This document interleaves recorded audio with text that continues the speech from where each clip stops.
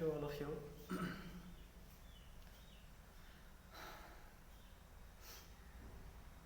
सबसे पहले आप लोग अपना अपना अटेंडेंस बना लीजिए, उसके बाद ऑनलाइन क्लास में प्रवेश करें।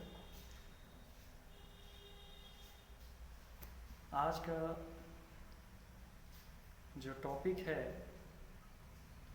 वो है जूट। देखिए, कहता है jute is a long, soft, shiny plant fiber that can be spun into coarse, strong threads. यह जो है एक प्रकार का लंबा, मुलायम और एक चमकीला एक प्लांट फाइबर है। क्योंकि यह प्लांट से प्राप्त होता है इसलिए प्लांट फाइबर है। That can be spun into coarse, जिसे हम कोर्स के तौर पर इसे हम स्पन कर सकते हैं और इससे हम मजबूत धागे तैयार करते हैं। It is produced from stems of plants of the genus Corchorus. यह एक प्लांट है, इसके स्टेम से जूट तैयार किया जाता है। Jute fibres are composed primarily of the plant materials. देखिए, यह मुख्य रूप से जो प्राइमरी जो इसका कंपोजिशन होता है जूट फाइबर्स का, वह इसके सेल्यूलोज और लिग्निन, यह दो प्लांट पार्ट्स हैं, बेसिकली इंटरनली पार्ट हैं, तो इससे यह जूट फाइबर प्राप्त किया जाता है। It falls into the bast fibre category. अब ये बास्ट फाइबर कैटेगरी क्या है? दैट मीन्स कि fibre collected from skin of the plant, जिसे हम बास्ट फाइबर कहते हैं। Banana fibres are also bast fibres, क्योंकि यह भी उसके तने से प्राप्त किया जाता है, उसके खाल से, उसके स्किन से प्राप्त किया जाता है।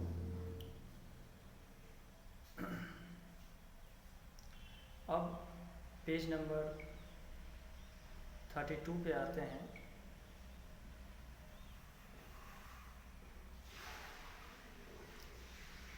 तो आइए अब जानते हैं प्रोडक्शन ऑफ जूट। विकास इधर आइए।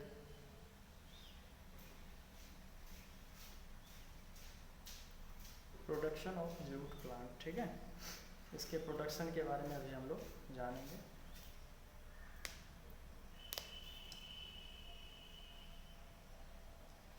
तो देखिए, कहता है jute requires plenty of rainfall and groves based in warm humid climate.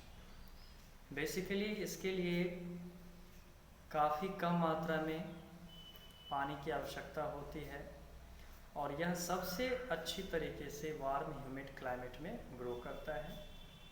In India यानी भारत में जूट इज़ ग्रोन इन एल्युबल soil in the Sundarban delta regions of rivers Ganga and Brahmaputra. देखिए, गंगा और ब्रह्मपुत्र रीजन के जो सुंदरबन डेल्टा में जो एल्युबल सॉइल पाया जाता है, वहाँ जूट की सबसे अच्छी खेती की जाती है। Almost 85% of the world's jute cultivation is concentrated in the Ganga delta. कहता है कि लगभग 85%, विश्व में 85% जो जूट का कल्टीवेशन किया जाता है वह तकरीबन गंगा डेल्टा के आसपास के क्षेत्रों में ही किया जाता है। This fertile geographic region is shared by both Bangladesh and India. और यह जो डेल्टा है, सुंदरबन डेल्टा है, यह मुख्य रूप से बांग्लादेश और भारत के भौगोलिक क्षेत्रों को शेयर करता है। कहता है West Bengal, Bihar and Assam are chief jute growing states. मतलब बिहार, असम, वेस्ट बंगाल, ये सब भारत के कुछ ऐसे प्रमुख राज्य हैं जहाँ खास तौर पर जूट की खेती की जाती है। अब जानते हैं stage of production of jute, यानी कि जूट का जो प्रोडक्शन किया जाता है वो कितने स्टेज में किया जाता है। Depending on the species, jute is sown between February and May to grow jute. The seeds are first scattered on the soil. The plants are about 15 to 20 centimeter tall at initial stage and may extend up to a height of 6 to 10 feet. देखिए कहता है कि जो jute जो पौधा है यह जो मुख्य रूप से डिपेंड करता है और किस चीज़ पर डिपेंड करता है, तो जूट जो है इसे इसकी बुआई मुख्य रूप से फरवरी और मई महीनों के बीच में की जाती है। To grow jute, the seeds are first scattered on the soil. Jute के उत्पादन हेतु सबसे पहले सीड्स को मिट्टी में फैला दिया जाता है और जब प्लांट्स लगभग 15 से 20 सेंटीमीटर का हो जाता है इसके इनिशियल स्टेज में, और तब जा कर के कहता है may extend up to a height of 6 to 10 feet, और तब जा कर के यह 6 से 10 फीट तक लंबा होता है। It bears yellow flowers after about 3 to 4 months. और इसमें पीले पीले फ्लावर्स भी आने शुरू हो जाते हैं तकरीबन 3 से 4 महीनों के अंतराल में। The plants are usually harvested during this flowering stage as the fiber is of good quality during this stage. After the flowering stage, the fibers become very hard and unfit for use. मतलब flowering stage में jute का जो रेशा होता है basically वह उपयोग हेतु नहीं लाया जाता है क्योंकि यह अनफिट होता है, सही नहीं माना जाता है और वो काफ़ी हार्ड होता है। The stems are cut off close to the ground and are left to dry for some time. सबसे पहले तने को काट लिया जाता है ज़मीन से सटाकर और इसके बाद इसे कुछ समय के लिए सूखने के लिए छोड़ दिया जाता है। When dried, the stems or stalks, जो सूखा हुआ जो लकड़ी होता है उसे स्टॉक कहते हैं। तो जब वह सूखा हुआ तना होता है उसे हम टाइट करते हैं बंडल में, उसे बड़े बड़े मोटे मोटे गट्ठर में उसे बांधा जाता है and soaked in water for about 20 days, और उसके बाद इसे पानी में लगभग 20 दिनों तक सड़ने के लिए छोड़ दिया जाता है। इस प्रक्रिया को हम रेटिंग कहते हैं। इसे अंडर मार्क कर लें, अंडरलाइन कर लें। It softens the tissues and allow the fibers to be separated. पानी में रखने से क्या होता है कि इसके जो टिश्यू होते हैं वो काफ़ी सॉफ्ट हो जाते हैं और उसे आसानी से इसके फाइबर को हम अलग अलग कर सकते हैं, सेपरेट कर सकते हैं। The fibers are then stripped by hand from the stalks in long strands by jerking and pulling the strands. और इसे बार बार उठा पटक करके उसके रेशे को फैला दिया जाता है और इससे लंबे लंबे स्ट्रैंड्स है ना ये प्राप्त किए जाते हैं। This fibres and then washed in clear running water, इसके बाद इसे साफ बहते हुए पानी में इन रेशों को धो दिया जाता है। This fibres are then washed in clear running water, then they are hung up or spread on thatched sheet to dry. इसके बाद फिर इसे है ना जैसे बांस की बल्लियों पर इसे पसार करके छोड़ दिया जाता है ताकि यह सूख जाए अच्छी तरीके से। कहता है after 2 to 3 days of drying, 2 से 3 दिनों के पश्चात सूखने के पश्चात, the fibres are tied into bundles, जो फाइबर्स होते हैं उन्हें बंडल्स में गट्ठर में बांधा जाता है एंड प्रेस्ड इनटू बेल्स, और उसके बाद इसे बेल्स के रूप में ठीक है जिसे मोट कहते हैं उसे उस तरह से गोल गोल करके उसे काफ़ी कसकर बांधा जाता है। After the procurement of jute fibre, the jute bales are graded, that means rated according to their colour, strength and length of the fibre. जब यह सारी प्रक्रियाएं जूट फाइबर्स की कंप्लीट हो जाती हैं तो इसके पश्चात इसका ब्रांडिंग होता है, इसके कॉस्ट इसकी बोली लगाई जाती है, उसके कलर के हिसाब से, उसके मजबूती के हिसाब से, उसके फाइबर्स की लंबाई के हिसाब से उसका बोली लगाया जाता है। The fibres are white to brown in colour and range from 1 to 4 metre in length, और इसका जो मुख्य जो रंग होता है वो बेसिकली वाइट टू ब्राउन हो जाता है और यह तकरीबन 1 से 4 मीटर तक लंबा होता है। अब इसके बाद बात करते हैं एडवांटेजेस ऑफ जूट फाइबर। देखिए जूट फाइबर का एडवांटेज क्या है, इसका लाभ क्या है।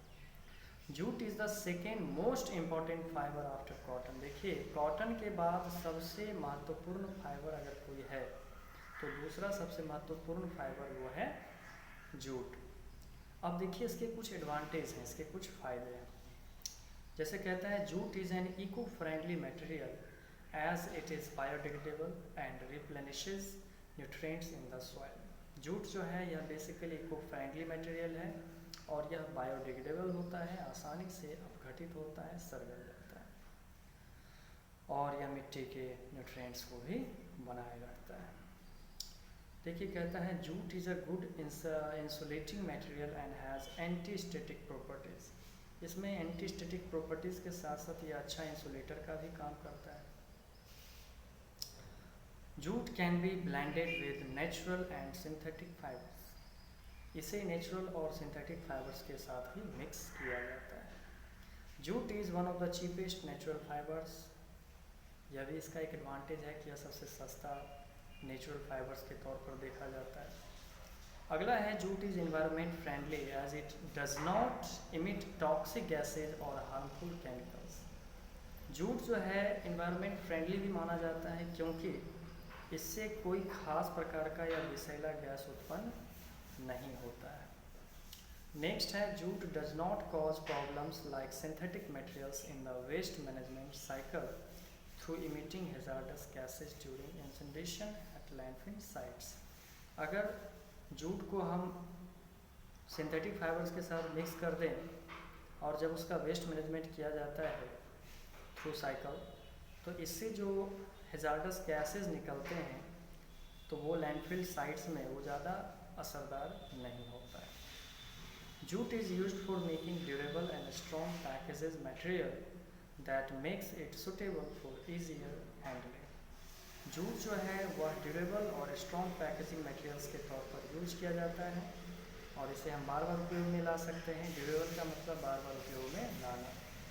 That makes it suitable for easier handling, और इससे आसानी से हम हैंडल कर सकते हैं, आसानी से इसे हम पकड़ सकते हैं। Jute packing does not tier, so hooks can be used for lifting huge and heavy packets without damaging the packaged material. Jute packaging जो होता है वो जल्दी फटता नहीं है और इसीलिए इसका इस्तेमाल हम हुक के तौर पर किसी भी चीज़ को उठाने के लिए कर सकते हैं, चाहे वो कोई भारी चीज़ हो, भारी पैकेट हो, बिना उसके किसी नुकसान के। ठीक है।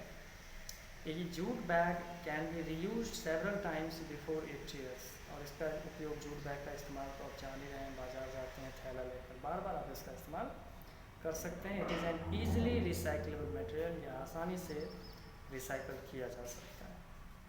नेक्स्ट है jute bags hold up well when stacked for storage and there is aeration for long term storage. इसमें किसी भी चीज़ को हम सही प्रकार से सुरक्षित तरीके से रख सकते हैं, उसमें कोई चीज़ जल्दी खराब नहीं होता है। देखिए कहता है recent scientific test reveal that jute carpet bag, कहता है बेकिंग क्लॉथ जिसको JCUC is less flammable, produces less smoke and generates fewer toxic gases and backings made from synthetic polymers. देखिए जूट कारपेट को जलाने पर एक तो यह कम धुआं देता है और इससे कम गैस, जो विषैले गैस होते हैं वो भी कम निकलते हैं, ताकि यह मनुष्य के स्वास्थ्य पर कोई असर ना करे।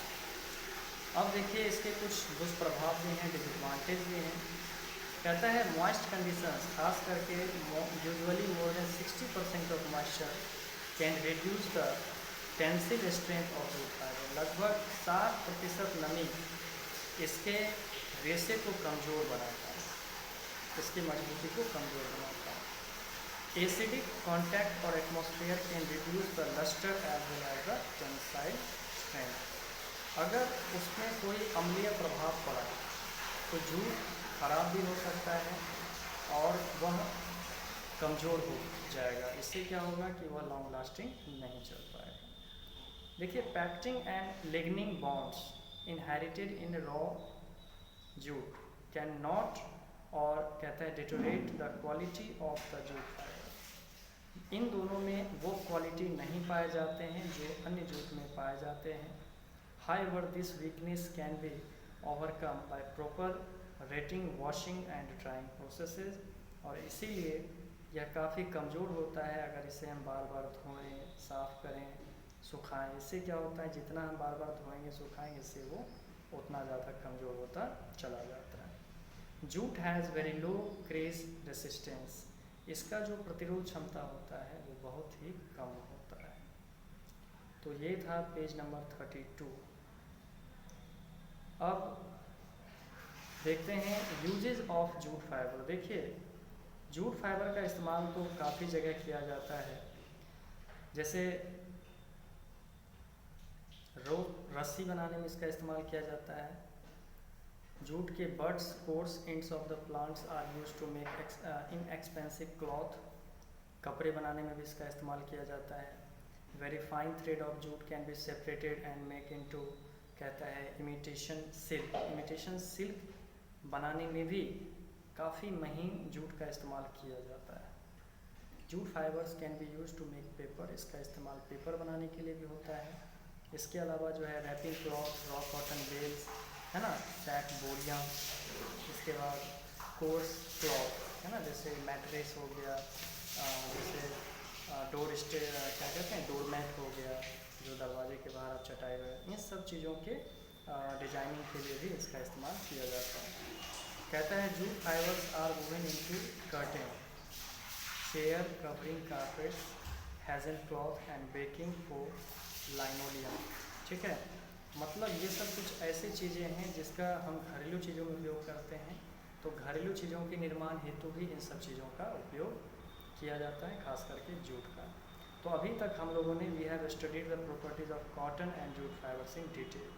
अब देखिए, कहता है it will surely help us in making the right choice of material for different processes. तो कहीं ना कहीं अब हम ये डिसाइड कर सकते हैं कि कॉटन और जूट से बढ़िया कोई ऑप्शंस हो ही नहीं सकता है। तो आज के लिए बस इतना ही, अगले दिन हम लोग पढ़ेंगे वूल। ठीक है, तो आप लोग इसे पढ़ कर आएँ तो नेक्स्ट डे के लिए वूल रहेगा। और आज हम लोगों ने पेज नंबर 32 और 33 के बारे में पढ़ा। अगले दिन फिर मिलेंगे। आज के लिए इतना, बाय।